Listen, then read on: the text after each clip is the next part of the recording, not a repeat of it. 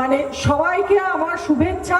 অনেক রাত হয়ে গেছে, আপনারা এত কষ্ট করে বসে আছেন, কিন্তু কিচ্ছু করার নেই, যেহেতু এত আর্টিস্ট সবাই তো একটু সুযোগ পাক, আপনাদের আনন্দ দিক।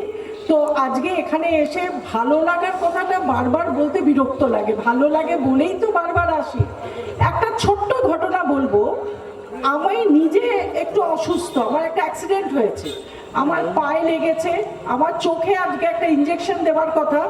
আমাকে বাবা যখন বললো যে পুজোতে আসতে হবে, আমি বললাম বাবা আজকে যদি আমার চোখে ইঞ্জেকশন দেওয়া হয় তাহলে তোমার পুজোতে আমি যেতে পারবো না। অদ্ভুতভাবে আজকে সকালবেলা যখন আমি বেলভিউ ক্লিনিকে গেলাম ইঞ্জেকশন দেওয়ার জন্য, তখন সমস্ত রিপোর্ট দেখে আমাকে বলল আপনার সুগারটা একটু বেশি, আজকে তো ইঞ্জেকশন দেওয়া যাবে না, আপনি দিন 15 টাইম নিন, আপনি সুগারটা একটু কন্ট্রোলে করুন, তারপর ইঞ্জেকশন হবে। সঙ্গে সঙ্গে আমি হিমাদ্রিকে ফোন করলাম, হিমাদ্রি আমার আজকে ইঞ্জেকশন দেওয়া হয়নি। সত্যি কথা মনটা পড়েছিল এই বাবার আশ্রমের দিকে।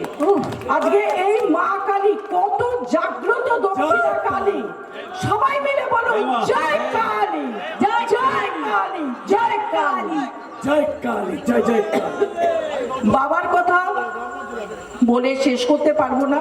সত্যি কথা, যত বছর যদি বেঁচে থাকি আর এখানে যদি পুজো হয়, বাবার পুজোতে আমরা আসবো আসবো আসবো, এটা আমাদের একটা নৈতিক অধিকারের মধ্যে পড়ে গেছে।